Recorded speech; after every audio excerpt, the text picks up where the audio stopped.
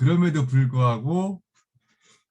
불구하고 사실은 이 확진자 수가 안 준다는 거거든요. 이게 이 선진국에서 이게 계속 왔다 갔다만 할 뿐이지 소위 이게 근절이 안 된다는 거예요. 이게 그러니까는 이게 어떻게 보면 위드 코로나를 나타내는 가장 좋은 그 그래프라고 생각을 하고요. 솔직히 말씀드리면은 딱 작년 이맘때 그러니까 백신 개발 뉴스가 나왔을 때만 해도 한 1년쯤 지나면은 그러면은 상당히 저 소위 말하는 뭐 집단 면역이니 뭐니 그런 걸 통해 가지고 이 확진자 수가 상당히 좀 가라앉아 있겠거니라고 생각을 했었는데 지금 보면은 결론적으로 백신 접종을 꽤 많이 했거든요. 이게 1년 사이에 전 세계적으로 거의 100억 이상 접종했다는 거는 굉장한 겁니다. 이게 진짜로 이 인간은 진짜 이 최선을 다했는데 문제는 이 바이러스가 계속 도망다니는 거죠. 그래서 결국은 지금 작년 이맘때하고 비교해 봤을 때 작년 이맘때는 사람들이 그 유포리아라고 그러죠. 이제 백신 개발 됐으니까 뭐 2번 맞으면 이제 상황 끝나겠거니 그렇게 생각을 했다면은 지금은 사람들 생각이 많이 좀 달라져 가지고 그냥 단적으로 물론 뭐 유럽 패키지 잠깐 나왔었는데 결국은 내년 여름에도 일본 동남아 여행은 절대 못 갈 것 같고 유럽도 지금 상황 보면은 갈 수 있을지 말지 좀 불안한 뭐 그런 상황이 지금 현재 상황 아니겠느냐. 그래서 요 위드 코로나라는 게 굉장히 사실 좀 껄끄럽다. 그리고 막말로 오미크론 다음에 또 무슨 변이가 기다리고 있을지 모르거든요. 뭐 희망적으로 본다면 이제 오미크론이 쫙 퍼져가지고 이게 집단 면역으로 가는 거 아니냐라는 희망 섞인 얘기가 나오는데 이게 또 올려칠지는 또 아무도 모르고요. 그래서 사실은 뭐 불확실성은 계속되고 있다. 그렇게 보면 될 것 같고요. 다음 페이지, 3페이지 보시면은요. 잠깐 금리 말씀을 드렸는데 어떻게 보면은 지금 현 상황을 가장 잘 요약하고 있는 금융시장의 그 변수가 저는 실질금리라고 생각을 합니다. 뭐 미국의 10년짜리 그 트레저리 국고채 금리인데요. 현재 한 1.4% 명목 수준. 이거 물론 굉장히 낮은 수준입니다. 뭐 코로나 직후 몇 달을 제외하고는 거의 뭐 지난 한 20년 내 최저 수준이고요. 근데 인플레이션 기대치는 많이 올라가 있습니다.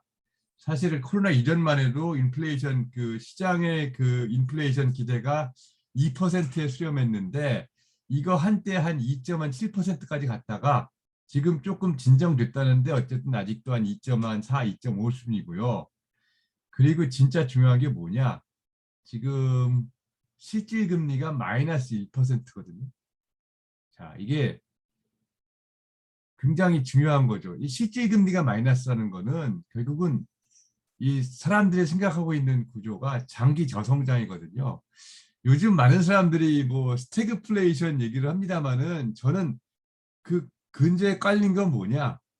사실 그 장기 불황, 그러니까 시클러 스태그네이션이라는 얘기 나온 게 벌써 몇 년 됐죠. 이게 제 기억으로는 뭐 2015년 뭐 4년 그때쯤 그때 뭐 처음 얘기가 나온 거로 물론 뭐 연원을 짚어보면은 대공황 때부터 나온 얘기긴 한데요. 근데 요게 사실 그 레리 서머스 같은 사람들이 다시 이걸 끄집어내 가지고 아 이게 지금 당시 얘기를 그대로 재현한다면은 이게 장기 불황이기 때문에 소위 말하는 이 통화 정책을 계속 돈을 찍어내야 된다. 뭐 QE도 하고 그 당시 표현에 따르면 뭐 고압 경제다. 이건 벌써 옛날 얘기가 됐는데 당시 보면은 나왔던 게 장기 불황이기 때문에 중앙은행이 무슨 수를 써서 하든 장기 불황에서 경제를 벗어나게 하기 위해서 돈을 무한정 찍어내야 된다는 게 이게 코로나 이전 상황 얘기였고요. 근데 지금은 뭐가 달라졌느냐? 인플레이션이 있어요. 이것도 꽤 높습니다. 물론 이게 일시적인지 아닌지 뭐 아직 논쟁은 있습니다만 적어도 많은 사람들이 코로나 이전 대비해서 인플레이션이 높아질 거란 그 컨센서스는 서 있는데 그럼에도 불구하고 성장 전망은 계속 어둡다는 거예요. 그래서 요 위드 코로나가 무엇을 말하느냐? 현재 그 금융시장이 가지고 있는 위드 코로나에 대한 컨센서스는 저성장은 지속된다. 사실 코로나 이전에도 저성장이라고 그랬는데 이 저성장이 더 심화가 될 거다. 왜냐? 이 뭐 계속 이 코로나 때문에 특히 서비스업 같은 경우는 성장이 계속 늦어지는 거 아닙니까? 다만 코로나 이전 대비해 가지고 인플레이션이 높아졌기 때문에 결국은 이 과거처럼 이 통화 정책을 진짜로 이 확장적으로 진짜 돈을 무한정 찍어낼 수도 없는 상황이에요. 그러니까 과거에는 장기 불황이라고 했는데 인플레이션 걱정이 없었기 때문에 중앙은행이 막 무한정 돈 찍어내라 그런 얘기가 가능했는데 이제는 인플레이션이 좀 있다가 보니까 중앙은행 보고 이렇게 막 요구를 할 수가 없는 거고 그러면 장기 불황에서 어떻게 벗어나느냐? 물론 뭐 아이 코로나에서 벗어나면은 장기 불황에서 벗어나는 거 아니냐? 그렇게 낙관적으로 볼 수도 있는데 문제는 이게 도대체 언제 벗어나는지에 대해서 이게 적어도 1년 전보다는 상당히 좀 이 사람들이 좀 비관적으로 됐다. 뭐 그렇게 볼 수가 있을 것 같고요. 그리고 사실은 2012년도에도 잠깐 그 실질 금리가 마이너스 간 적이 있는데 그 당시에는 많은 사람들의 해석이 요거는 이 QE로 인한 인위적인 어떤 현상이다. 그래서 2013년 당시 테이퍼링이 나오고 사실 테이퍼링 한다고 그러니까 실제 실행하기도 전에 시장이 먼저 반응을 해가지고 2013년에 보시면은 이 실질 금리가 갑자기 급등한 걸 볼 수가 있는데요. 이게 그 유명한 테이퍼 텐트럼입니다. 그래서 2013년에는 실질 금리 마이너스는 이건 그냥 단순하게 그 통화 정책에 따른 왜곡이다. 이게 영어로 말하면 이게 뭐 파이낸셜 리프레션이다, 뭐 금융 억압이다 그런 얘기를 하는데요. 그래서 2012년, 13년 당시의 그 마이너스 실질 금리는 페드가 테이퍼링 한다고 그러니까 싹 정상화가 돼가지고 플러스로 돌아섰거든요. 근데 지금은요, 페드 테이퍼링 다 예고 다 했고 이제 본편 시작하는데 그리고 금리도 올린다고 그러는데 그럼에도 불구하고 이 마이너스 실질 금리가 도대체 해소가 안 되고 있습니다. 이건 뭘 말하느냐? 그만큼 어떤 채권 시장의 경기에 대한 장기 비관론이 굉장히 뿌리가 깊다는 거고요. 근데 참 희한한 게 이게 또 그 위험자산 그러니까 뭐 주식 뭐 그다음에 소위 말하는 뭐 비트코인 비롯한 뭐 가상자산 부동산 요런 그 위험자산들이 소위 거품 현상이 결국은 또 이 낮은 실질금리에 기반하거든요. 이게 참 묘한 거예요. 그러니까 채권 시장은 굉장히 장래에 대해 비관적이고 또 주식 시장은 또 굉장히 장래에 대해 낙관적인데 결론은 뭐냐? 주식이나 채권이나 전부 엄청나게 비싼 거예요, 지금. 주식도 고평가, 채권도 고평가. 근데 요거의 기반을 이루는 거는 결국은 그 장래에 대한 어떤 어떻게 보면 되게 좀 이 분열적인 낙관론과 비관론의 오묘한 조화 이런 것들이 있는 것 같습니다. 다시 말씀드리지만 한편에는 장기 저성장으로 계속 간다는 예상이 있고 또 한쪽에는 뭐 가상자산, 뭐 메타버스, 뭐 자율주행, AI 그러면서 전 세계가 진짜 엄청나게 달라질 거라는 낙관론이 있고 근데 중요한 거는 이 빅관론과 낙관론의 결합이 모든 자산의 그 밸류를 뻥튀기 하고 있다. 이코노미스트가 보면 되게 안 입고 온 시장인데요. 근데 어떡합니까? 요 열쇠를 듣기 그 이상현상을 되돌려 놓을 건 오직 하나 금리 상승밖에 없는데요. 이게 잘 안 되는 거예요. 진짜 안 돼요. 진짜 수많은 사람들이 이 금리의 그 바닥짓고 대세 상승 전환을 진짜 올해 상반기까지만 해도 뭐 인플레이션 책 나오고 뭐 금리 대세 상승 턴어라운드 한다고 그렇게 부르짖었는데 그때 채권 판 사람들 또 엄청나게 손해봤습니다. 역시 결론은 뭐냐? 그냥 채권은 떨어질 때마다 사는 게 정답이다. 금리가 올라갈 때마다 내려가는 쪽으로 베팅을 하는 게 이제까지는 계속 정답이었던 거죠. 앞으로는 어떻게 될지 모르겠는데 일단 지금 현재도 이 채권 금리를 이 코로나 스토리가 지금 완벽하게 또 뒷받침해주고 있는 뭐 그런 상황인 겁니다. 예, 뭐 그래서 이제 인플레이션으로 곧바로 넘어가겠는데요. 일단 미국 인플레이션은 뭐로 봐도 높습니다. 지금 뭐 11월 달 헤드라인 6.2, 코어가 4.6, 그리고 이 뭐 미디언으로 보나 아니면 뭐 양쪽 친 거로 보나 무슨 숫자로 보든 간에 지금 미국 인플레이션은 굉장히 많이 올랐고요. 제 기억으로 제가 이 동네에 있었던 26년 동안 미국에서 진짜 이 고인플레이션이 정치 문제가 된 적이 한 번도 없는데 이게 드디어 이 바이든 대통령까지 인플레이션이 너무 높다고 말하는 그런 상황까지 와버렸습니다.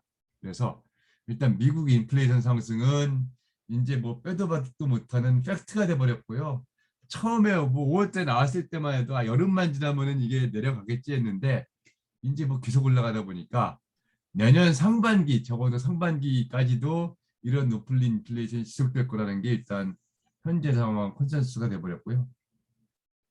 그다음에 5페이지 보면 그래서 올해 초하고 지금하고 비교해 보면 진짜로 뭐 전문가 포캐스트나 아니면 시장의 그 인플레이션 그 소위 말하는 물가 채권, 물가 연동 채권에 나타난 그 인플레이션 기대치나 보면은 올해 연초하고 연말 보면 굉장히 가파르게 오른 거를 볼 수가 있는데 이게 사실은 뭐 이 포워드 루킹한 게 아니고요. 워낙에 실제 수치가 계속 높게 나오니까 결국은 실제 인플레이션이 올라가는 거를 시장은 그냥 따라간 거에 불과하다. 뭐 그렇게 보시면 될 것 같습니다. 그리고 뭐 다 이제 유명한 얘기인데요. 뭐 원자재 가격도 오르고 뭐 농산물 가격도 오르고 그다음에 컨테이너 운임도 오르고 그래서 전반적으로 이 생산자 물가 지수가 상당히 많이 올랐다. 뭐 심지어는 그 디플레로 유명한 일본마저도 PPI는 뭐 상당폭 5% 이상 오른 그런 상태입니다.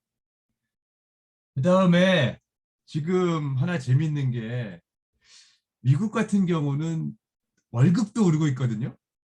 그러니까 이게 뭘 뜻하느냐? 사실은 경제 이론을 보면은요, 지금 미국이 아직도 실업률이 높습니다. 뭐 자연 실업률, 그러니까 소위 말하는 게 나이로, 그러니까 인플레이션이 안 올라가는 그 실업률로 가려면은 아직 한참 남아 있는데도 불구하고 지금 보면은 임금 상승률이 올라가고 있거든요. 이걸 도대체 어떻게 봐야 되느냐? 그래서 저는 여러 측면에서 사실 사람들이 공급 병목 얘기를 합니다. 지금 뭐 많은 사람들이 왜 인플레이션이 올라가느냐? 이게 결국은 뭐 수요 측면이 아니라 이게 공급 측면 때문이다. 그러면서 뭐 서플라이 바틀렉 뭐 공급 병목 얘기를 하는데 지금 보니까 어느덧 미국 같은 경우는 노동 시장에도 이런 공급의 어떤 병목 현상이 나타나고 있는 거예요. 그래서 사실은 이론적인 세계로 보면은 이론적인 세계에는 뭐 모든 게 빨리빨리 그러니까는 진짜로 뭐 시간이 안 걸리고 그냥 바로 적응을 하니까 그러니까 수요가 늘어나면 늘어날수록 공급이 바로 적응을 하는 그런 게 어떻게 보면은 교과서적인 세계인데 실제 지금 미국 현상을 보면은요 아직까지 그 노동시장이 100% 회복이 안 돼 있고 실업률이 아직 높음에도 불구하고 이게 노동 필요한데 살아 일손이 필요한데 이 구인난이 벌어지는 거예요.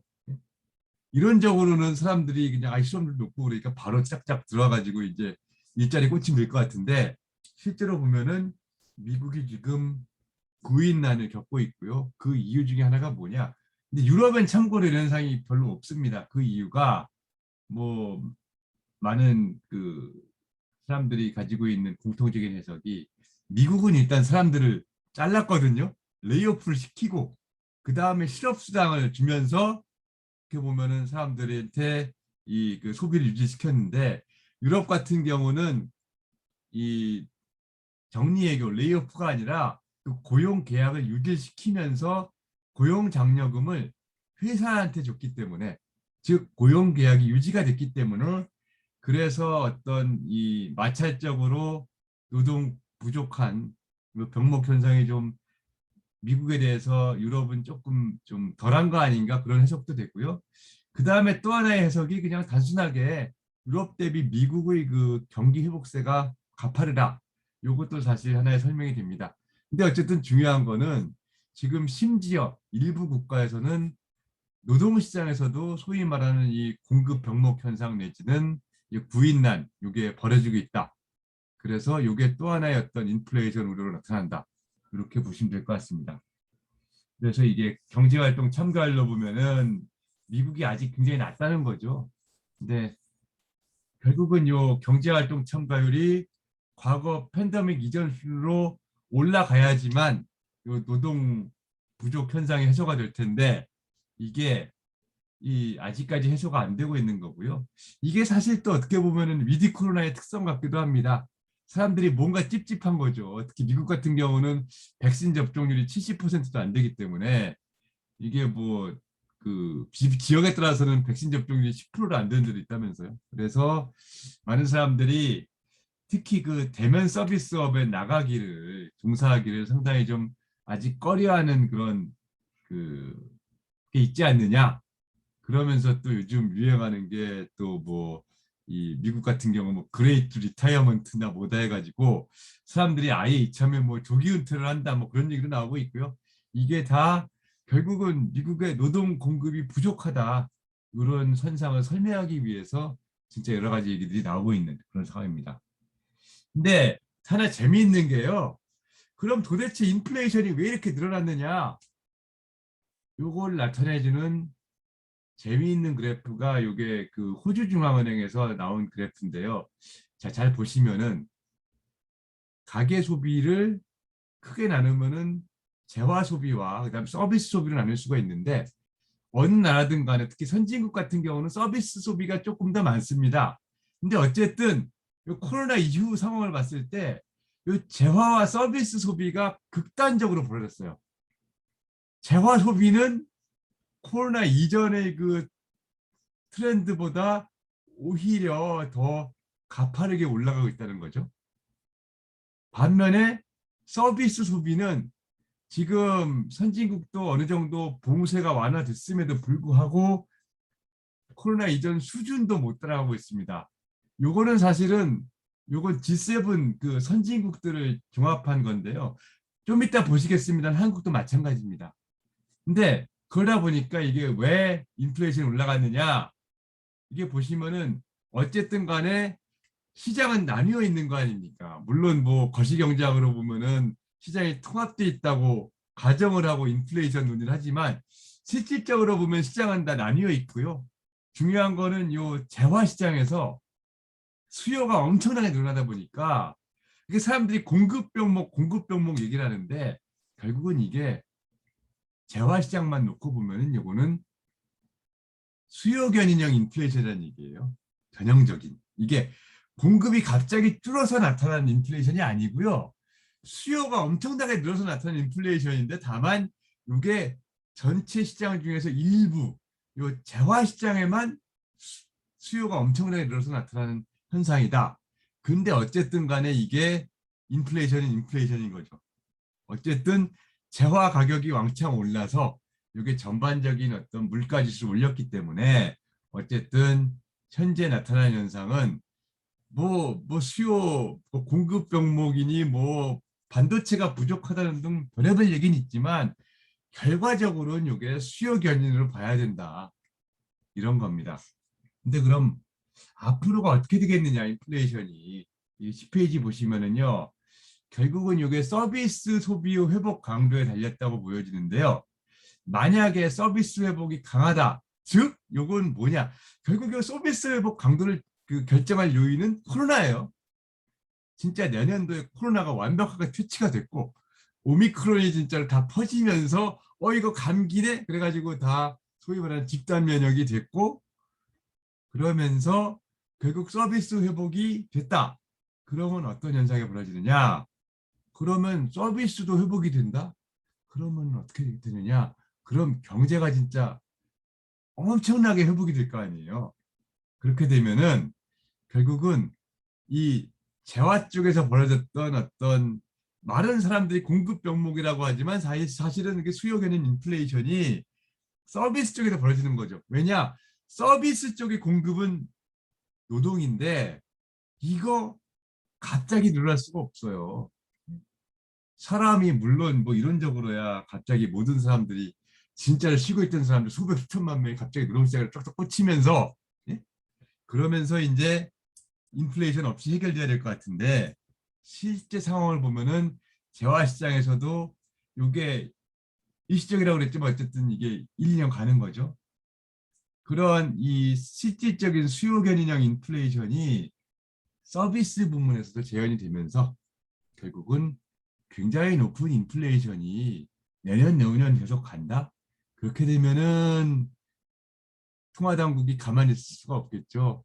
뭐 계속 금리 올리면서 어차피 경제가 강하게 회복이 됐으니까 금리 정상화도 진짜로 뭐 페달을 막 밟으면서 악셀 페달을 막 밟으면서 막 쭉쭉쭉 진짜 과거에는 생각도 못했을 만큼 그렇게 급격한 금리 인상을 할 거로 예상을 할 수가 있는데 근데 문제는 지금 사람들이 암묵적으로 생각을 하고 그다음에 채권 시장에 베팅을 하는 시나리오는 요 강한 서비스 회복이 아니고 약한 서비스 회복입니다.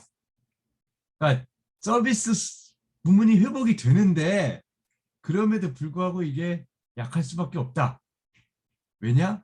어쨌든 코로나 상황이 계속이 될 거기 때문에. 다만 그럼에도 불구하고 인플레이션이 과거보다는 높다고 보는 이유는 일단은 인플레이션이 높아졌잖아요. 그러면서 어떤 인플레이션 기대 심리가 일단 꽤 높아진 채로 유지가 될 거로 보여지고요. 또 하나는 어쨌든 간에 서비스가 어느 정도 회복을 한다면은 일정 부분 미국에서 보는 것 같은 그런 어떤 그 노동 공급의 어떤 병목 현상이 다른 나라에서도 재현이 되면서 결국은 서비스 회복이 약하더라도 어느 정도 인플레이션은 나타날 것 같고 다만 이런 경우에 통화 정책의 회복 그 정상화는 아무래도 좀 이 강도가 약해질 수밖에 없지 않느냐. 왜냐? 이게 인플레이션 높아지긴 했습니다만 코로나 때문에 어떻게 보면은 이 경기 회복이 뭔가 화끈하지가 않다. 그렇게 됐을 때 결국은 통화 정책 정상화가 계속 갈 수는 없고 지금 단적으로 미국의 그 1년짜리 그 10년짜리 금리가 1.4%에서 안 올라간다는 얘기는 채권 시장에 바라보는 어떤 그 페드의 금리 인상 기조가 점도 표현은 물론 뭐 2.5 찍혀 있는데 실제로 보면은 올리다가 이게 결국은 성장의 문제가 돼가지고 한 1.5% 수준에서 페드가 금리 인상을 멈출 거다. 그런 기대가 굉장히 강하게 그 채권 시장에 지금 반영돼 있다. 그렇게 생각을 하시면 될 것 같습니다. 그래서 뭐 경기가 강하게 회복됐으면 좋겠는데 근데 어쨌든 채권 시장에 지금 반영하고 있는 시나리오는 두 번째, 그러니까 서비스 회복이 약한 거, 위드 코로나 상황이 계속되는 거, 그리고 솔직히 저도 개인적으로 이 두 번째 상황이 좀 더 가능성이 높지 않겠느냐 그렇게 생각을 하고 있습니다. 물론 많은 하우스에서 다 하우스비는 첫 번째로 가고 있어요. 근데 실질적으로 많은 사람들이 두 번째가 되지 않을까 그렇게 이미 좀 생각을 하는 거 아닌가. 특히 최근 들어가지고 뭐 오미크론이 뭐니 나오면서 이거 뭐 내년도에도 서비스 회복이 완벽화될 것 같지는 않다. 그런 쪽으로 많은 사람들이 생각을 뭐 결론을 짓는 것 같습니다. 그래서 11페이지 보시면 미국의 소비 회복은 어쨌든 상당히 진행이 돼가지고 뭐 가계저축률이 지금 뭐 과거 수준으로 다 돌아왔어요.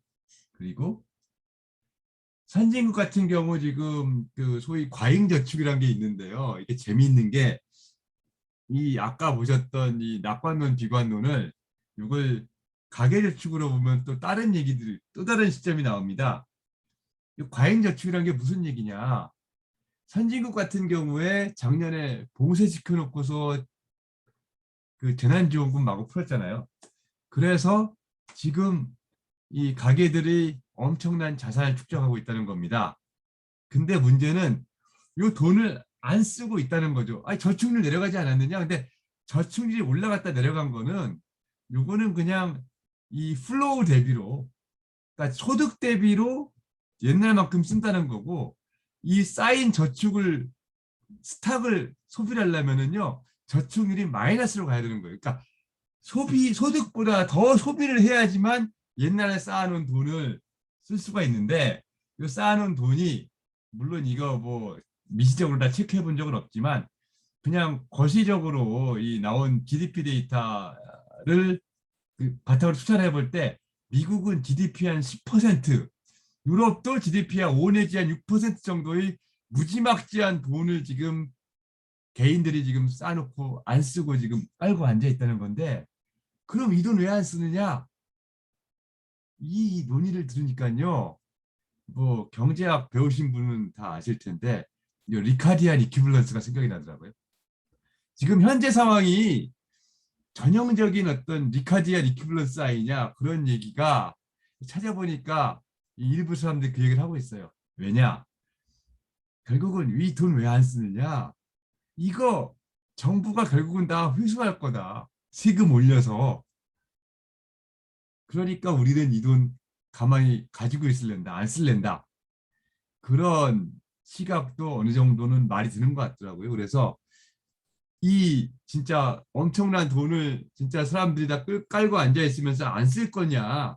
이게 사실은 초미의 관심사인데, 뭐 어떤 사람들은 아 이거 쓸 거다. 어쨌든 꽁돈인데, 근데 또 다른 사람들은 이게 뭐 항상수득 가설로 보나 아니면 소위 그 리카디아 리클버너스로 보나 이 돈 그냥 깔고 앉아 있을 거다. 어쨌든 저는 만약에 이 돈을 깔고 앉아 있다면은 이것도 상당히 좀 비관적인 예측이 드는 거고요. 이 돈을 쓸 거다? 그러면 진짜 엄청난 낙관론이 되는데, 제가 볼 때 이 과잉 저축을 만약에 선지구에 있는 사람들이 진짜로 이걸 헐어서 쓰기 시작한다면은 제가 볼 땐 그야말로 인플레이션 쓰나미가 몰려올 것 같은데, 글쎄요 과연 그럴지 뭐 개인적으로 좀 회의적입니다. 근데 어쨌든 여러 가지 좀 경제 이론에서만 봤었던 그런 현상이 좀 재밌게 현실에 나타나고 있다. 뭐 그런 어떻게 보면 이 약간의 좀 실질적인 어떤 이론적인 이론의 실질적인 테스트 뭐 그런 상황으로 갈 수도 있을 것 같습니다. 사실은 어떻게 보면은 뭐 이 리카디안 이퀴벌런스라는 게 있는지 없는지가 이론적으로 보면 굉장히 좀 논쟁거리였기도 했는데, 어쨌든 어떻게 될지 뭐 개인적으로는 좀 궁금하고요. 예, 그래서 뭐 미래의 재정 긴축에 대한 뭐 합리적인 행위다. 이게 사실 뭐 말씀드렸던 리카디안 이퀴벌런스가 지금 현실상에서 벌어지는 거 아니냐? 뭐 그런 얘기입니다. 예, 그래서 선진국들 같은 경우에 이게 중앙은행 금리 인상이 전망이 되고 있고요. 미국이 뭐 내년도부터 금리 인상을 한다는 게 컨센서스고, 심지어는 일본처럼 금리 인상은 절대 없을 것만 같았던 유럽마저도 ECB마저도 지금 시장은 내년도부터 금리 인상을 좀 하지 않겠느냐. 왜냐? 워낙 인플레이션이 지금 올라간 게 돋보이기 때문에 중앙은행의 어떤 크레디빌리티 신인도를 위해서 내년도에 결국 ECB도 금리 인상을 조금 할 수밖에 없지 않겠느냐. 그렇게 지금 시장을 내다보고 있는데, 문제는 이게 경기를 낙관적으로 보는 게 절대 아니고요. 그러니까 이게 세계가 옛날에는 유럽, 일본 된다고 그랬는데 지금은 저성장이긴 한데 일본보다는 어쨌든 인플레이션이 올라가는 쪽으로 보이는 것 같고요. 그리고 재미있는 거는 이 모든 상황에서 일본은 열애라는 거죠. 진짜 일본은 진짜 다른 나라들이 진짜 인플레라고 막 얘기를 하는데 불구하고 일본은 무풍지대입니다. 안 올라가요. 그래서 야 진짜 일본의 디플레는 진짜로 어쩔 수가 없는 거 아니냐. 진짜 이 사람은 심지어 바이러스가 달려붙어도 일본의 디플레는 바이러스도 어떻게 못한다. 그런 식으로 사람들이 좀 생각하고 있는 뭐 그런 느낌입니다. 그리고 또 하나 재밌는 게 이머징 마켓들은 이미 금리를 많이 올렸거든요. 근데 또 이머징 마켓이 따지고 보면은 그 코로나에 대비해서 선진국 대비해서 상당히 코로나 피해를 많이 입었는데 그럼에도 불구하고 이머징 마켓들이 금리를 올린 거 보면은 그만큼 어떤 그 인플레에 대한 우려가 이머징 마켓에서는 코로나보다도 더 인플레이션이 두려웠다. 뭐 그렇게도 해석을 할 수가 있을 것 같습니다. 그래서 선진국, 신흥국들은 터키 제외하고는요 이미 많은 신흥국들이 금리를 올렸고요. 이제 선진국들이 내년도에 좀 따라가지 않겠느냐 그렇게 보고 있습니다만 다만 어떤 성장 전망을 볼 때 이 코로나 이전 수준으로 금리를 완벽하게 올리기는 좀 힘들지 않을까 그렇게들 내다보는 것 같습니다. 그 다음에 이 뭐 세계 교역량을 말씀드린다면은요, 뭐 소비가 많이 회복이 되긴 됐는데, 근데 어쨌든 세계 교역량이 지난 봄 이후로 좀 정체 상태입니다. 이게 뭘 뜻하느냐? 사실은 뭐 이걸 가지고 또 뭐 코로나로 인한 뭐 무슨 공급 병목 현상이다. 뭐 그렇게 보는 사람도 있는 것 같은데 뭐 또 한쪽에는 이게 나름대로는 이 그 재화 이 소비 회복이 뭔가 좀 한계에 달하지 않았느냐 뭐 그런 시각도 좀 있는 것 같고요. 그리고 뭐 어쨌든 실제로 보면은 이 자동차 같은 경우에 뭐 수많은 차들이 지금 뭐 6개월 밀리고 1년 밀리고 뭐 그런 현상을 보면은 결국은 이게 수요가 너무 급작스럽게 회복이 되다 보니까 공급이 거기에 못 따라가는 뭐 그런 현상이 나타나고 있고요. 근데 어쨌든 중요한 거는 세계 교역량이 지금 주춤하다. 요거는 우리나라의 수출도 사실 주춤한 거거든요. 좀 이따가 말씀드리겠습니다만은 지금 한국도 경기 전망이 그렇게 밝지만은 않은 게 요게 수출이 일단 지금 거의 멈춰섰다는 거. 요거는 전 세계 상황이랑 같이 가는 거고요. 요게 특히 한국 경기 전망에 있어서 중요한 것 같고요. 그 다음에 잠깐 보시면 중국 경제가 지금 뭐 헝다가 결국 디포트가 났다고 그러죠. 워낙에 지난 10년 동안 그 부동산 가지고 경기 조절을 하다 보니까 요 시진핑 정부가 뭔가 좀 더 이상 그러면 안 되겠다 그런 생각을 하는 것 같아요. 그래서 부동산 쪽을 좀 연착륙을 이번에 확실하게 유도하려는 그런 의도가 있는 것 같고요. 그러다 보니까 17페이지 보시면은 뭐 여러 가지로 지금 중국 경제가 좀 뭐 부동산이면 부동산 그다음에 또 뭐 자원 문제, 뭐 석탄 부족 문제, 그다음에 뭐 이 기후 변화 대응하기 위한 뭐 탄소 배출 문제 등등 여러 가지 핑계는 있는데 중요한 거는 지금 중국 경제가 상당히 좀 둔화기미가 뚜렷하다는 거고요. 그래서 이게 또 사실 내년도에 물론 가장 큰 악재는 코로나인데 이 중국도 어쨌든 뭔가 이 경기 둔화가 또 하나 좀 악재를 작용하지 않겠느냐 그렇게 생각을 하고 있습니다. 예, 그래서 뭐 경제 신용 전망치 그렇고 뭐 결론적으로 다시 말씀드린다면 세계 경제 전망 사실은 그렇게 밝지 않고요. 코로나가 특히 어떻게 보면은 세계 경제의 완전 장기 침체와 그 다음에 인플레이션이 상승 요거 둘 다를 좀 야기하는 그런 중요한 요소가 되지 않을까. 그래서 코로나 이전 대비 코로나 때문에 인플레이션 올라갔고 장기 침체 구조도 굳어지고 통화 정책이 그 경제를 장기 침체에서 이 구원해낼 거라는 어떤 기대가 얕아지고 그런 어떤 비관적인 상황인데 문제는 이게 오히려 위험 자산의 어떤 거품 현상을 가속화시키는 좀 아이러니한 시장이다. 이게 제 결론입니다. 뭐 그다음에 한국 잠깐 말씀드리면요. 20페이지 보시면 그냥 간단하게 말해서 한국의 팬데믹은 이제 시작입니다. 작년 3월 달에요. 아이 미국, 유럽 그런데 어이 큰일 났다. 근데 한국은 멀쩡하네 그랬는데 지금 보면은 결국은 병실 모자라고 코로나 걸렸는데 집에 있어야 되고 예? 이 저 그 음압병실 뭐 중환자 병실 순서 기다려야 되고 이런 상황 이탈리아만 있는 거 아니었어요? 아닙니다. 지금 한국의 현재 상황입니다. 근데 문제는 이제 거리두기에 지쳐가지고요. 이제 안 돼요. 예?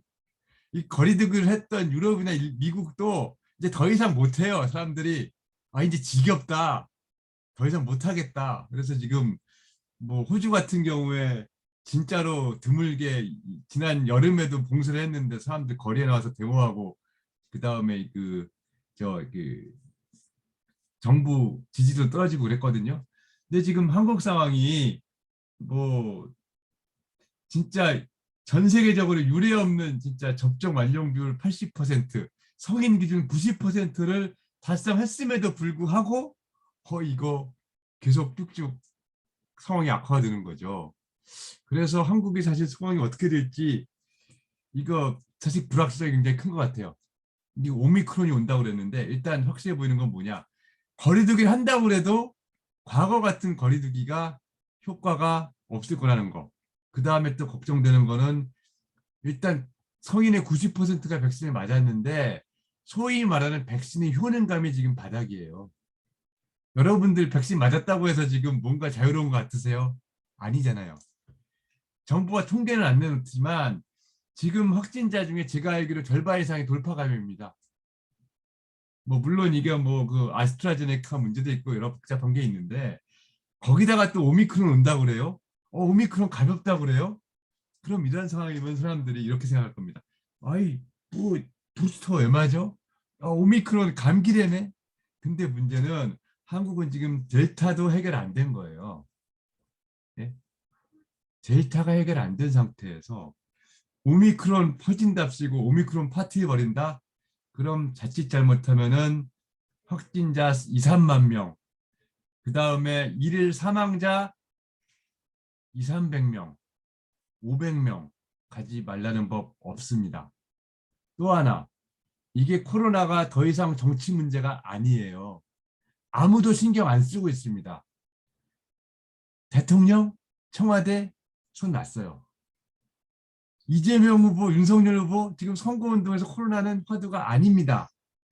유일하게 김부겸 총리 혼자 지금 고군분투하는데 자, 그래서 이게 사실은 연말 연초에 진짜로 이렇게 가면서 저는 이렇게 생각합니다. 일본보다 더 심각해질 것 같아요. 적어도. 지금 일본이 인구 대비해 보면은 지금 일본 1억 2천만 인구에 확진자 1,700만, 그 다음에 사망자 뭐 2만 몇 명 나왔는데요. 제가 볼 때 일본보다는 더 심각해질 것 같습니다. 지금 나오는 일본 숫자 정도 나올 것 같아요. 근데 지금 인구 비례 보면은 일본보다 더 심각한 거죠. 그래서 지금 유럽도 보면은요, 과거에 잘 막아냈던 나라들, 뭐 덴마크니 노르웨이니 그런 나라를 지금 뻥뻥 뚫리고 있거든요. 그래서 한국도 결국은 어느 정도는 코로나가 쫙 퍼지면서 단기적으로는 사실 소비에 어느 정도 영향이 있을 수밖에 없지 않느냐. 물론 뭐 작년에 봤었던 그런 급격한 위축은 없을 것 같긴 해요. 하지만 장기화가 되면서 요 코로나로 인한 진짜 이거 어떻게 되는지 올해도 해외여행 못 가면은 그러면 하나 투어 무료 투어 어떻게 되는 겁니까? 항공사 어떻게 되는 거예요? 이런 문제들 진짜로 심각하게 생각을 해봐야 되지 않겠느냐 그렇게 보고요. 뭐 부문별 GDP 21페이지 보시면 우리나라 코로나에서 회복됐다고 하는데 이거 다 수출 덕분이고요. 소비 아직도 코로나 이전에 한 3, 4% 정도 못 미치는 수준이고 거기다가 22페이지 보시면은 최근 들어서 제조업 수출 쪽이 지금 모멘텀이 꺾이고 있고요. 22페이지 심지어 반도체도 꺾이고 있습니다. 그 다음에 부문별 소비 보면은 마찬가지 한국도 마찬가지예요. 내구재 소비만 왕창 늘었고요. 서비스 소비 지금 코로나 이전 대비 한 93% 수준인데 그것도 보면 특히 음식점 숙박 서비스, 그 다음에 오락 스포츠 및 문화, 그 다음에 그 교육 서비스 이쪽이 코로나 이전 대비 굉장히 낮은 상태이고요. 솔직히 저 오락 스포츠 문화나 음식점 숙박 서비스가 과연 내년이라고 해서 코로나 이전 수준으로 회복될는지 지금 현재 상태로 보면 굉장히 의문이 됩니다. 아예 소비 패턴이 바뀌어버린 게 아니겠느냐 그런 좀 의문이 들고요. 더군다나 또 하나 문제는 이게 어쨌든 간에 지금 현 상태에 지금 굳어져 가지고 지금 돼 있는데 조금이라도 지금 음식점 숙박이나 어쨌든 그쪽으로 다시 돌아갔을 때 이게 또 고용 조정 때문에 한국도 사실은 어떤 서비스 부문의 인플레이션이 꽤 높아질 수가 있다. 뭐 그런 생각도 듭니다. 그래서 뭐 최근 소비 관련 지표 24페이지 보시면 아직도 뭐 코로나 영향을 받은 이 숙박 음식 뭐 예술 스포츠 이쪽은 아직 회복이 더딘 상태고요. 그 다음에 25페이지 보면 또 하나 미스터리가 한국 경기의 또 하나 미스터리가 건설이거든요. 아까도 잠깐 보셨는데 집값이 그렇게 오른다고 그러는데 건설은 지금 엄청난 불황이에요. 이 정부 정책의 근본적인 문제점 여기에 있습니다. 집값은 오르는데 공급이 안 돼요. 뭐 공급 많이 한다고 그러고 있는데요. 그냥 22페이지 보시면은 코로나 이전 대비 건설업이 지금 88% 수준입니다. 이거 누가 찍어 눌렀습니까? 저는 물론 정부는 의도적으로 찍어 누른 건 없습니다. 하지만 정부의 여러 가지 정책들, 특히 뭐 이 규제책, 여러 규제책들이 결국은 이 주택 공급을 간접적으로 찍어 누른 그런 효과가 저는 분명히 있다고 봐요. 이게 하우징, 그러니까 한국은 골 때리는 나라예요. 부동산은 끌어오르는데 건설붐이 없어요. 없어요, 진짜. 왜냐? 정부가 찍어 누르기 때문에. 왜냐? 투기적인 수익을 절대 용인을 못하겠다. 한국은 주택 개혁을 하는 나라 아닙니까? 무상볼수 유상분배 한다는 나라 아니에요, 집을. 이거는 헨리주지주의도 그런 건 없거든요. 이건 진짜 한국에 보유한 거고요. 저는 해방 전후의 그 농지 개혁에 대한 사람들의 아쉬움이 이게 50년을 지체해 가지고 지금 나타나는 거 아닌가 하는 게 제 개인적인 해석이에요. 근데 그거 말고는 이거를 다르게 해석할 방법이 없어요. 집 두 채 가진 사람은 죄인 아닙니까, 그냥.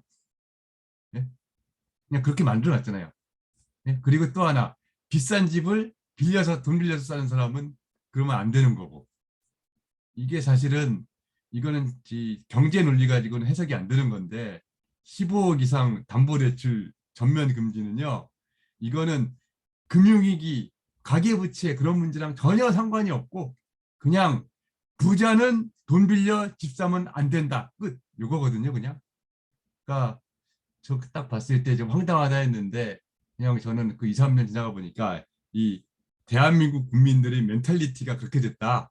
저는 솔직히 정부를 뭐 싸잡아 욕할 필요 없고 어쨌든 그런 정책의 지지를 받는 나라니까. 그래서 어쨌든 중요한 거는 결과적으로 주택 공급이 계속 안 되고 있는 그런 상황이다. 뭐 그렇게 보시면 될 것 같고요. 예, 뭐 그래서 결국 한국도 지금 인플레이션이 올라가는데 지금 한 3% 정도 수준까지 올라갔는데 지금 어떻게 보면 제일 중요한 거는 개인 서비스 인플레이션이거든요. 이게 한 3%까지 올라갔는데 이게 앞으로 서비스 부문의 회복이 점점 더 가시화가 됐다.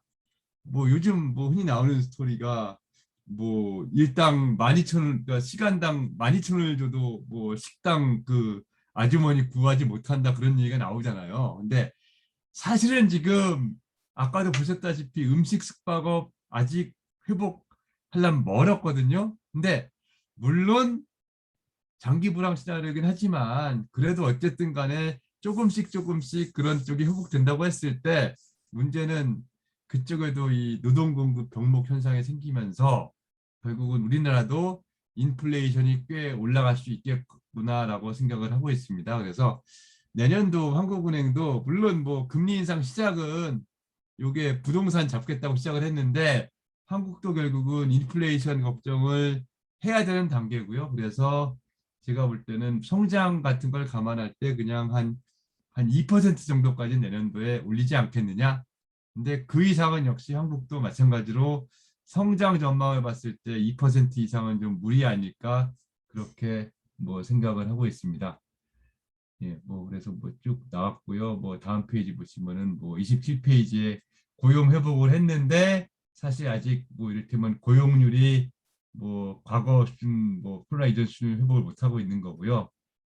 그리고 28페이지 보시면은 30에서 59세 이쪽의 경제활동 참가율이 아직 옛날만 못한 그런 상황이고 뭐 그렇습니다. 그리고 29페이지 보시면은 뭐 아파트 가격 급등을 하는데 아파트 착공 건수가 거기에 못 미치는 그런 상황이고, 물론 뭐 전 정부보다 공급 더 많이 했다고 주장을 합니다만은 지금 그 가격 올라가는 걸로 봤을 때 솔직히 더 많이 공급이 될 수도 있는 상황인데 지금 규제를 막고 있는 그런 상황 같고요. 마지막으로 뭐 재정 쪽 보면은 뭐 이 문재인 정부 들어가지고 국가 그 정부 통합지정수지가 적자 기조로 갔는데 올해는 사실은 세수가 예상보다 많이 거쳐가지고 적자가 좀 줄 거로 보긴 합니다만은 결과적으로 뭐 GDP 한 2 내지 3% 정도의 적자 기조는 이게 결국은 진짜로 재정 쪽에서 굉장히 큰 변화가 있지 않는 한 적자 기조가 좀 고착이 된 거 아닌가. 뭐 그렇다고 해서 뭐 갑자기 뭐 재정이 뭐 대란이 일어나는 건 아닌데 그래도 어쨌든 GDP 대비 정부 부채는 꾸준히 늘어나는 쪽으로 그렇게 당분간은 가지 않겠냐 그렇게 생각을 하고 있습니다. 예, 뭐 3, 40분 말씀하셨는데 이거 한 50분 됐고요. 이상이 제가 준비한 내용이었습니다. 네, 여러분들 그러면 뭐 자유롭게 질문이나 토론 같은 거 하시죠. 질문 하나 드려도 되겠습니까? 예, 예, 예. 이제 영국 이코노미스트는 내년에 뭐 저기 보수 윤석열이 뭐 대통령 될 거다 그런 예. 전망을 했던데, 그래서 지금 저기 이코노미스트로서 이 보수가 정권을 잡을 때하고, 그러니까 윤석열이가 잡을 때하고 이재명이가 잡을 때하고 한국 경제가 어떤 모습으로 달라질 건지 조금 생각해 보시면 좀 설명해 주십시오. 예. 근데 사실은 이 다음 그러니까 2020년도에 물론 코로나가 일단 1차적인 그 챌린지긴 한데요. 여러분도 아시겠지만 더 근본적인 그 챌린지는 인구지 않습니까? 예? 이제 인구가 줄기 시작을 했고 그나마 어떤 분들은 외국인 노동자의 유입이 그 단순한 어떤 출생 사망 그 갭에 따른 인구 감소를 좀 메꿀 거라는 전망을 하는 분도 있었는데 아시다시피 코로나로 그것도 끊겨버렸고요. 그래서 사실은 이번 10년이 제일 중요한 거는 이 인구, 그러니까 저출산 고령화, 생산 가능 인구 감소, 요거의 타격이 진짜 이 닥치는 때가 이제 이 다음 정부부터거든요. 근데 이걸 어떻게 볼 것인지 사실은 뭐 여러 가지 얘기들이 있는데 거기에 있어서는 솔직히 뭐 이게 뭐 보수나 진보나 뾰족한 해결책이 없는 것 같아요. 뭐 기껏 나오는 게 뭐 출산율 뭐 제고 그런 정책인데 아시다시피 이미 늦었잖아요. 20년 전에 그러니까 2001년, 2002년부터 출산율이 급락한 거를 지금 이 결과가 나타나는 거니까 이거 사실은 뭐 지금 출생률 뭐 높인다고 해봤댔자 그 과실은 20년 뒤에나 얻는 것이고요. 그래서 여기에 있어서 사실은 뭐 둘의 별로 차이가 없는 것 같고 그 다음에 사실은 시장에서 약간 주목을 했던 게 이재명 후보 쪽에서 이게 소위 그 뭐 MMT 비슷한 얘기도 나오고 뭐 일부 그 있는 분이 뭐 한국은행 돈 무한정 찍어도 된다 뭐 그런 얘기도 나오고 그랬었는데 근데 거기에 있어서는 솔직히 제가 볼 때는 지금은 그런 얘기가 나오지만 뭐 막상 그 이재명 후보가 만약 이겼다고 했을 때 정부 들어서면은 이게 말이 쉽지 뭐 그렇게 하기가 쉽진 않은 것 같고요. 그 다음에 뭐 국토보유세니 뭐 기본소득이니 그런 얘기를 하는데 이거 국토보유세도 솔직히 구체적인 플랜이 하나도 없어가지고 그것도 솔직히 제가 볼 때는 뭐 실제로 이 실행에 옮길지도 의심이 되고요. 그래서 경제 정책으로 봤을 때 사실은 뭐 그렇게 큰 변화가 있겠느냐 하는 생각이 들고 또 하나 문제는 뭐 잘 아시겠지만 윤석열 후보가 당선이 된다고 한들 국회 다수 계속 민주당이 갖고 있는데 뭐 뭐가 되겠습니까? 예? 윤석열 대통령이 됐다 그러면 민주당에서 가져오는 법안을 비토는 할 수 있지만 자기가 직접 법안을 만들어 가지고 통과는 못 시키는 상황 아닙니까? 그래서 진짜 되는 것도 없고 안 되는 것도 없는 그런 이 진짜로 이 그 황당한 상황이 2년 동안 지속이 된다는 결론이 나오거든요. 그래서 그런 상황에서 과연 무슨 큰 변화가 있겠느냐 생각이 들고요. 다만 하나 부동산 정책 쪽은 어쨌든 변화가 있을 텐데 뭐 윤석열 후보가 당선됐다 그러면은 법 개정이 없이도 종합부동산세 같은 경우는 어느 정도는 조정을 할 수가 있으니까 뭐 그쪽에서는 변화가 있을 것 같고 그다음에 규제 쪽에서 좀 약간 변화가 있을 것 같긴 한데, 근데 문제는 또 이번에 그 오세훈 씨 서울시장 돼서도 됐지만 막상 이게 그 자리에 들어가면은요, 설사 보수라고 그래도 당신 때문에 부동산 이 규제 완화 때문에 부동산 가격이 올랐다. 이 사람들이 비난을 감수를 하고 가야 되는데 과연 그럴 만한 깡이 있을런지 이것도 의문이 되거든요. 이를테면은 지금 아까 말씀드린 15억 이상 집 담보대출 완전 금지라는 게 사실 이거 말도 안 되는 거거든요. 진짜 말도 안 되는 건데 헌재 가가지고 이게 위헌 나올 것 같은데 헌재가 지금 2년을 깔아뭉개고 있어요. 거기다가 지금 저 정부에서 하는 볼뜨는 얘기는 이거 어차피 부자는 신용이 좋기 때문에 4인간 채무로 빌리면 된답니다. 이거 뭐 얼마나 황당한 얘기예요. 근데 어쨌든 그 규제도 사실은 없애기가 쉽지 않다는 거죠. 그러면 당장에 15억 이상 집 올라갈 거 아니에요. 그럼 그 비난을 어떻게 듣느냐.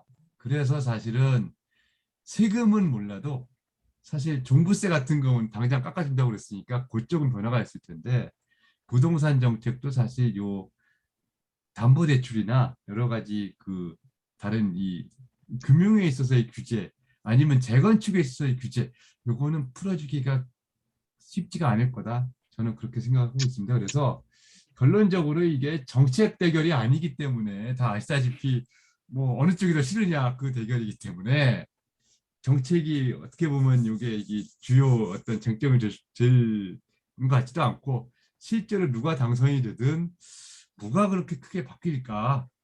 적어도 처음 2년은 이 국회가 변함이 없기 때문에 실질적으로 뭔가 정책이 바뀌는 게 과연 얼마나 클까 그런 생각이 좀 듭니다.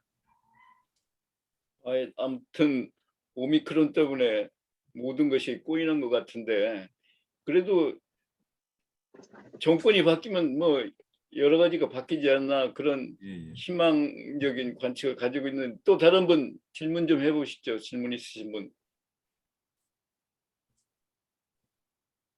저 질문 하나 해도 될까요? 네, 예, 예. 하시죠. 네, 서강대 박정수입니다. 발표 너무 잘 들었고요. 많이 배웠습니다.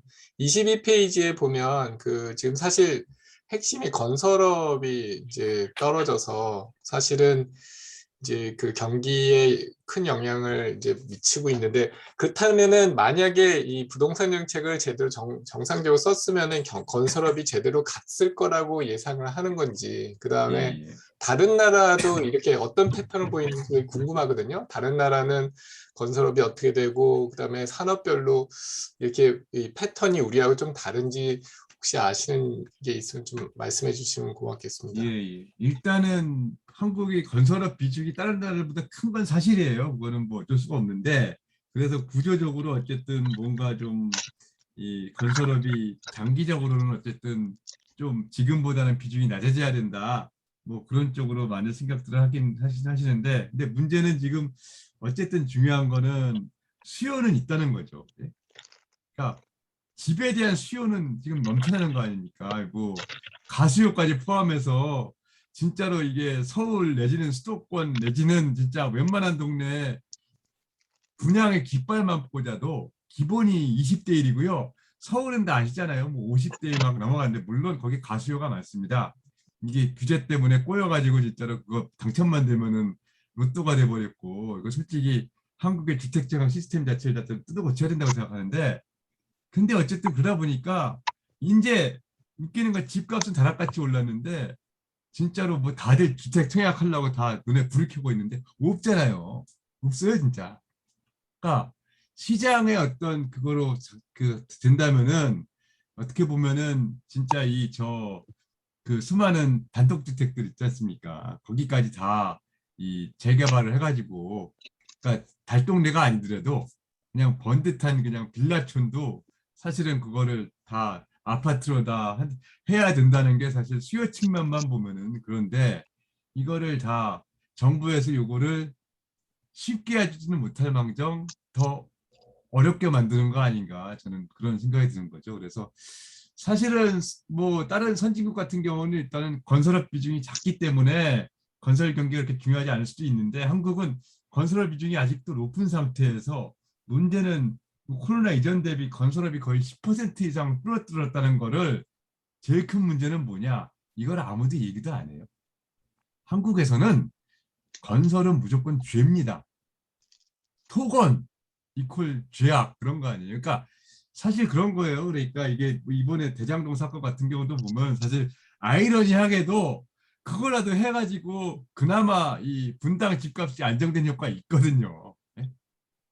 굉장히 아이러니한 건데, 그러니까 이게 제 옛날부터 가지고 있는 생각인데 투기를 허용을 해가지고 진짜로 그 공급을 많이 시키면은 결국은 어딘가는 이게 어느 정도는 진정이 된다는 게 제 생각이거든요. 물론 집값을 항구적으로 잡은 나라가 잘 없고요. 이거 어느 나라다 골칫거리긴 합니다. 이게 뭐 미국이면 미국, 요즘 뭐 독일이면 독일 다 골칫거리긴 한데 한국은 그래도 좀 너무 이 정부가 시장을 왜곡을 시켜놔가지고 집 짓는 것 자체를 사실 여기저기서 다 막아놨기 때문에 이거를 좀 어떻게 해결하면 되지 않느냐, 해결되지 않느냐. 그리고 어쨌든 간에 건설업이 경기에 굉장히 지금 마이너스가 되고 있다는 사실 자체를 아는 분들이 없을 것 같아요. 그러니까 그 정도로 사실은 뭔가 그러니까 이게 그런 거죠. 이 전 정부의 잘못이 빚내서 집 사라, 토이노믹스, 건설 경기 부양, 이거 적폐 뭐 그런 거 아니에요. 근데 이게 진짜 맞는 거냐? 집값을 잡으려면 집을 더 많이 지어야 되는 거 아니에요? 당연한 거 아닙니까? 근데 그게 지금 안 되는 게 골 때리는 지금 이 대한민국 상황이다. 뭐 그런 얘기죠. 네, 김종석 교수님 한 말씀 해보시죠.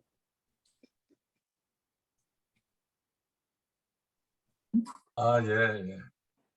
저는 인플레이션이 얼마나 오래 갈지에 대해서 사실 KDI하고 한국은행하고 좀 견해가 다른 것 같은데 우리 오 박사님은 어떻게 보고 계세요? 예. 근데 제일 중요한 거는요. 뭐 저 사실은 뭐 이거 한지 한 20 몇 년 됐는데, 그러니까 많은 사람들이 그러니까 인플레이션이 마지막으로 진짜 엄청난 문제가 됐던 게 1980년대 초중반이지 않습니까? 그때 볼커 나오고 그때 그 이후로 사실 저를 포함해서 진짜 전 세계에 있는 이코노미스트들이 인플레이션이 심각해진 상황을 본 적이 없어요. 다들 인플레이션은 무조건 내려간다. 인플레이션 타겟은 항상 타겟보다 항상 실제 인플레이션 내려간다. 그런 상황에만 다 적응을 하다 보니까 인플레이션이 올라간다. 그것도 이게 경기가 엄청나게 좋은 것도 아닌데 인플레이션이 올라간다. 그러니까 경기가 과열을 걱정하는 상황이라서 인플레이션을 걱정한다. 그렇게 된다면 또 모르겠는데 경기는 나쁘다는데 인플레이션이 올라가는 이 상황 자체를 본 적이 없어요. 진짜로 책에서만 봤던, 네? 진짜 역사책에서만 봤던 이 인플레이션 올라가네. 이 상황을 지금 눈앞에 맞닥뜨리고 있기 때문에 사실 아무도 자신할 수는 없는데, 근데 중요한 거는 그러니까 제 생각은 아까 보셨던 그 엄청난 그 재화와 그다음에 서비스의 갭으로 봤을 때 저 서비스가 회복이 돼야 된다면 언젠가는 회복될 거 아닙니까? 그렇다면은 제 생각은 진짜로 이 코로나에서 완전히 회복된다. 사실 완전 회복도 아니죠. 그 코로나 이전 수준의 회복이니까 사실 그건 완전 회복도 아닌데 그 정도까지 가기 위해서도 사실 몇 년 걸릴 것 같고 그때까지는 인플레이션 걱정이 지속이 되지 않느냐 하는 게 제 개인적인 생각이에요. 그러니까 이게 어떻게 보면 코로나로 인한 어떻게 보면 비정상적인 상황은 맞는데 이것도 어쨌든 간에 일종의 수요 결인 인플레이션이고 그리고 요 상황이 진정되려면 앞으로 서비스 쪽까지 감안하면 이거 진짜로 이 코로나가 이 계속되는 시간하고 거의 같이 가지 않겠냐 하는 게 제 생각입니다. 예, 박석길 박사 뭐 있어요? 예, 전무님 안녕하세요. 오래간만에 뵙습니다. 네. 네, 안녕하세요. 한 가지 그냥 좀 개인적으로 요즘에 좀 걱정되는 게 그 코로나 양상 보면 예전에 그 패턴과 잘 막았던 이제 국가들이 확확 터질 때가 예, 있는 예, 것 같더라고요. 특히 이제 베트남 같은 경우도 중국하고 똑같은 모델이었는데 2020년을 어떻게 넘겼는데 2021년을 못 넘기고 뭐 한 3달 정도 완전히 셧다운을 한 적이 있었는데 저는 요즘에 혹시 중국이 한 2년을 잘 버텼는데 내년에 이 제로 코비드가 소용이 없는 상황이 혹시 되는 게 오지는 않을까라는 걱정이 가끔 들 때가 있거든요. 거기 백신도 그렇고 예. 컨트롤로 그게 그 큰 나라가 얼마나 더 잠글 수 있을까. 근데 예. 혹시 그거에 대한 걱정은 안 하시나요? 당연히 하죠. 당연히 합니다. 이게 결국은 그런 거죠. 이제 이게 중국이 어떻게 아직도 쇄국 아니에요. 예? 그나마 한국 사람들은 그래도 뭐 비즈니스로 왔다 갔다 하는데 지금 뭐 거의 뭐 저 명동거리에서 중국 사람 본지 뭐 이게 씨가 많았잖아요. 근데 결국은 그것 때문에 중국이 사실은 그 제로 코비드 뭐 이 국경 그 표시를 계속 하고 있는 거고 그 위험이 계속 남아 있거든요. 그래서 저는 이 진짜로 이 거리에서 요커 보려면요. 이게 코로나 시작 상황 완전 종료가 될 때까지는 요커를 못 볼 것 같아요. 이게 제 개인적인 생각이고 마찬가지 우려를 지금 하고 있는 거고요. 그러니까 너무나 이렇게 꽉꽉 막아놨기 때문에 이렇게 꽉꽉 막아놓은 나라가 지금 뭐 중국 있고 그다음 뭐 대만 그다음에 조금 하지만 어쨌든 뭐 저쪽 남쪽에 뭐 호주, 뉴질랜드 정도인데 사실 이 나라들, 그러니까 호주 같은 경우는 조금 퍼졌다가 말긴 했습니다만, 이런 나라들이 사실 결국은 이게 퍼질 위험 물론 있습니다.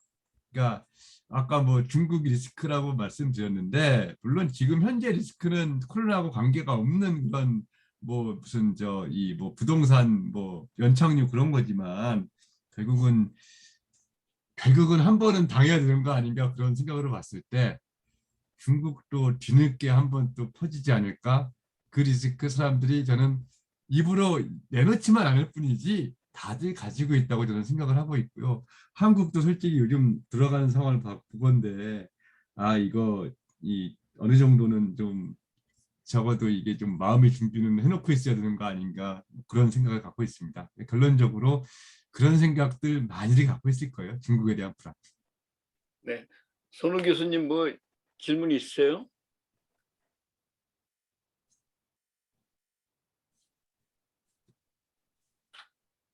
마이크가 안 들리는데.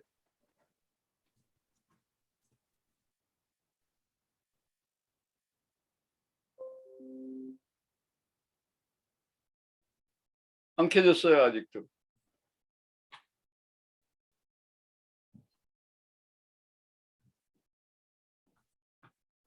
손우 교수 이게 안 켜졌네. 아직도 안 켜졌는데요. 누구 말입니다. 손우수. 손석구 교수님 하셔야 되는데 직접. 직접 마이크를 키셔야 되는데.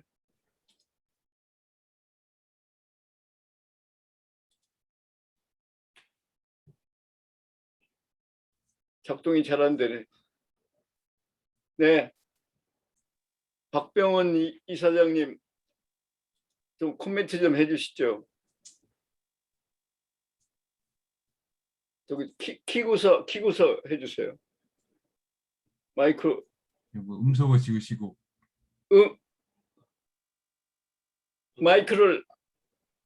마이크가 작동이 안 돼요. 됐습니다. 예, 네, 예, 됐습니다. 예, 이제 안녕하세요. 됐어요. 글쎄요, 뭐 제가 생각하고 있는 거하고 너무 똑같은 말씀을 예, 하셔가지고 뭐 다들 똑같죠, 뭐. 예, 말을 안 할 뿐이지. 특별히 뭐 질문 할 거는 없는 것 같은데 일단 하여튼 오늘 뭐 만들어 주신 자료나 말씀하신 거는 제가 좀 여기저기서 표절해서 좀 쓰겠습니다. 뭐 인용을 해야 될 때는 인용 뭐 어차피 밝히고 다 이제 개인적인 예, 거니까요. 예, 다 하시면 됩니다. 예. 당연히. 근데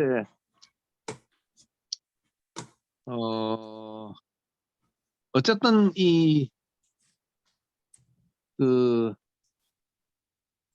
물가를 이제 걱정을 안 할 수가 없게 됐다 하는 예, 예. 말씀이신데, 예. 게다가 이제 서비스 산업의 경우에 수요가 회복되면 서비스 산업에서 수요 회복되는 만큼 빠르게 공급 능력이 회복이 되기가 어려울 거다. 예, 뭐 예. 지금 이미 그런 현상이 그렇죠. 벌어지고 있거든요. 예, 예. 사실 이 오미크론 때문에 다시 사실 규제를 강화 안 해도 이 지금 사람들이 우리 국민들이 자발적으로 저녁 약속을 다 취소하는 이유는 예.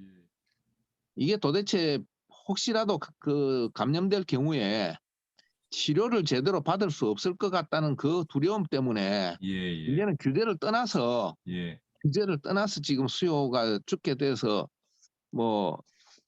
됐는데 고전에 이제 그 규제를 확 풀어줬을 때 10명까지 괜찮다 하고 규제를 풀어줬을 때 연말 수요를 기대를 하고 예? 그 종업원들을 확보하려고 할 때 벌써 굉장한 애로를 그쵸. 지금 예. 겪었거든요. 예. 그걸 보면 그 부분은 정말 수요가 회복이 돼도 공급 능력이 그렇게 신속하게 회복이 안 될 거다 하는 그 부분이 참 뼈아프게 느껴지고요. 예, 이게 예. 참 걱정이 많이 됩니다. 그러니까 하여튼 뭐 오늘 중앙은행은 좋은 하던 거 할 수밖에 없는데 참 예. 딜레마죠. 이게 어떻게 보면은 이 신나는 상황일 수도 있는데 이게 또 신이라면 안 되는 거죠. 그게. 하여튼 뭐 오늘 잘 들었습니다. 감사합니다. 예, 예, 예. 아, 답답합니다. 박지원 교수님 뭐 말씀 있어요? 네, 저도 오늘 많이 배웠고요. 혹시 우리 가계부채 상황에 대해서 어떻게 전망하시는지 예, 금리를 예. 말씀해 주셨기 때문에 예, 예. 대체로 뭐 예측이 가능합니다만 그래도 혹시 우리 다영업 등이 겪고 있는 상황이라든지 서비스업의 부진 등과 맞물려 가계부채가 어떻게 될지 말씀 좀 부탁드립니다. 뭐 가계부채도 마찬가지로 사실은 지난 한 20몇 년 동안에 한국 이코노미스트는 인플레이션 싸구려 잊어버리고 가계부채만 걱정했잖아요. 근데 그렇게 걱정을 했는데 낮은 건 없거든요. 뭐 계속 올라가서 그래서 뭐 그러면서 뭐 저기 저 유럽의 무슨 뭐 저 네덜란드 뭐 그런 나라도 뭐 훨씬 높다더라 그걸 보면서 유한을 삼긴 했는데 이게 참 그래요. 그러니까 이게 이 문제가 있는 건 알겠는데 이거를 뭐 해결을 하려고 들면은 이 마땅한 해결책이 없거든요. 이게 그래서 저는 그냥 각 은행들의 어떤 뭐 그 안전성 뭐 자산 건전성이라든가 뭐 아니면 뭐 대출 행태라든가 그런 거를 체크하는 그냥 그 정도 수준 이상으로 가면 좀 힘들지 않을까. 그러니까 제가 가지고 있던 생각은 이거를 그러니까 통화 정책으로 가계부채 문제를 해결하는 거는 너무 무지막지하다는 게 제가 한 20년 동안 가지고 있던 생각이고 요즘 보면은 저 통화 정책은 사실 이건 뭐 신용에 불과하고요. 이게 감독 당국에서 이제 거의 뭐 이 물량 조절 쿼터 비슷하게까지 가는 것 같은데 그래가지고 이게 논란도 있고요. 근데 글쎄요, 뭐 그거를 그러니까 저렇게 총량 규제까지 해야 되는지 거기에 대해서 저는 좀 의문이고요. 물론 저거 어떡할래 저 폭탄인데 그러면은 할 말은 없는데 그래도 저는 그래도 어쨌든 간에 될 수 있는 데까지는 사실은 진짜 미시적으로 각 기관에 대한 개별적인 건전성 규제나 아니면 뭐 대출 형태 규제나 그런 쪽으로 가야지 그냥 딱 6%, 5%딱 놓고 하는 거는 좀 너무 무지막지하지 않은가 하는 게 제 개인적인 생각입니다. 그러면 가계부채 어떻게 하라는 얘기냐 그런데 저는 사실은 해결이 힘드니까 저는 급한 거 더 많은데 그거는 사실은 어느 정도 덮어두고 가는 게 좋지 않겠냐 하는 게 제 솔직히 한 10년 동안 가지고 있는 개인적인 결론이에요. 네, 손우 교수 이제 마이크가 작동되는 것 같네요. 괜찮아요? 네, 들려요? 네, 예. 들립니까? 네, 잘 들려요. 죄송합니다. 제가 곧 잠깐 뭐 고치느라고 잠깐 나갔다 들어왔는데, 내년도 경제 성장 관련돼서 뭐 여러 가지 뭐 영향받을 수 있는 요인들이 많이 있겠지만은, 정부 재정 지출은 많이 늘어날 것 같고, 아까 수출은 별로 안 좋을 거라고 보셨고, 그 내년도에 뭐 예를 들어서 보수 정권이 들어와서 조금 건설 경기를 자극해 가지고 건설 부분 조금 하고 하면은 그 성장률이 조금 올라가지 않겠나 하는 생각이 좀 드는데 우리 오 박사님 어떻게 생각하시는지요? 네, 사실은 뭐 건설이라는 게그 늘린다고 해서 갑자기 늘려지는 건 아니고요. 물론 뭐 그러니까 박근혜 정부 같이 그렇게 건설을 조금 부양을 시킨다. 그러면은 그게 한 1년에 걸쳐 가지고 효과가 나타날 수는 있는데요. 근데 당장의 내년도 전망에 제일 중요한 건 사실 소비거든요. 지금 네. 수출은 이미 많은 정도 회복이 돼 있고요. 더 가는 게 지금 이게 뭐 공급 문제인지 수요 문제인지 모르겠지만 어쨌든 더 가는 게 상당히 뭐 정부야 계속 뭐 실 잘 된다고 막 얘기를 하고 있는데 실제로 그 단기적인 모멘텀을 보면 지금 이 굉장히 이게 슬로우 다운 된 지 오래거든요. 그래서 내년도 경기 전망은 이게 소비가 80%인데 문제는 지금 갑자기 코로나 상황이 오리무중이라 사실 불확실성이 굉장히 크다. 근데 어쨌든 간에 그래도 이 진짜로 뭐 다 죽는 상황이 아니고 어쨌든 진짜 희망하는 대로 오미크론이 좀 이 치명도가 덜하다. 그렇게 되면은 그래도 어쨌든 소비 쪽은 어쨌든 과거 그 상황으로 봤을 때 회복의 여지가 굉장히 많다. 뭐 일단은 그렇게 말씀드릴 수가 있는 것 같아요. 정부 지출의 임팩트는 어떻게 보세요? 근데 지난 몇 년 동안 이미 너무 많이 늘렸기 때문에요. 더 늘릴 그런 룸이 그렇게 크지는 않습니다.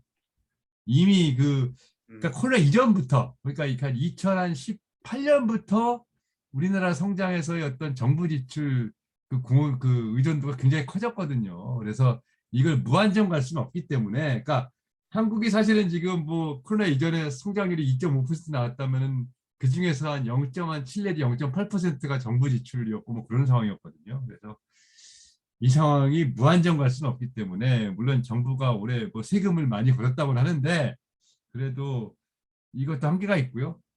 그래서 결국은 정부 지출로 이 성장을 보존하는 거는 어느 정도 한계에 달하지 않았나 하는 게 제 생각입니다. 네. 제가 그 관련해서 정부 지출 관련해서 잠깐만 예, 예. 말씀을 드리면 그 일부 공기업들 뭐 그런 경우에는 내년도 뭐 올해 이 사업들이 예컨대 정상적이라면 한 3, 4년 후에 할 사업들까지 앞당겨서 지금 올해 많이 집행을 했고요. 예, 예. 내년 상반기 예산에도 보면 많은 공기업들이 한 4, 5년 후 것까지 조기 착공하는 걸로 이렇게 돼 있어요. 예, 예. 다시 말씀드리면 다음 정부는 이번 정부가 앞당겨서 상당히 많이 사업들을 해버렸기 때문에 그 공공부문에서 지출 여력이 굉장히 제약이 심할 거다. 압박을 많이 받을 거다. 그 논점 한 가지 제 말씀. 예. 근데 뭐 어쨌든 문재인 정부 딱 보면은 딱 그 재정 흑자가 그냥 적자로 바뀐 그냥 정부였다. 그냥 그러게 그냥 간단하게 재정 측면만 보면 이 코로나 이전에도 이미 그랬으니까 오히려 코로나로 인해서 그런 그게 좀 가려지지 않았나. 뭐 근데 그 이전부터 이미 재정 많이 쓰는 기조였고 오히려 어떻게 보면 그것 때문에 코로나 대응 자체는 다른 선진국 대비 좀 어떻게 보면 소극적이었던 이유 중에 하나가 그 전에 이미 좀 재정을 헐었었기 때문에 아닌가 하는 게 제 개인적인 해석입니다. 시간이 많이 가서 마지막으로 한두 분만 질문이 있으시면 하고 마치면 어떨까 생각하는데 신도철 교수 뭐 의견 말씀하실 거 있습니까?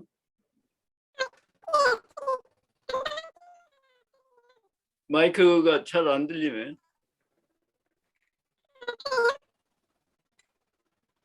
잘 안 되네. 그 문제가 있는 것 같으니 이인실 교수님 듣고 계세요?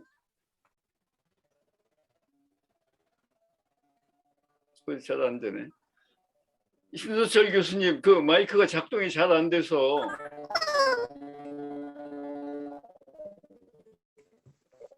시간이 없어서 최영기 박사 노동 문제에 대해서 뭐 말씀하실 거 있으시면은 마지막으로 하죠. 아니요, 뭐 특별한 거 없습니다. 네. 뭐 부탁을 드린다면 다음 정부 들어와서 그 실제 경제 실적이나 그 정책 동향이 어떻게 되는지 내년 말에도 1년 후에 다시 한번 하시면 좋겠네요.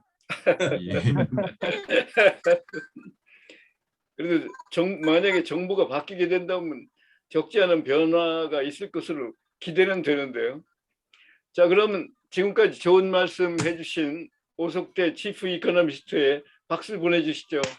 감사합니다. 고맙습니다. 예, 네. 감사합니다. 수고하셨습니다. 예, 네. 예. 그리고 우리 이제 지방방송 금년 예, 예. 금년 1년은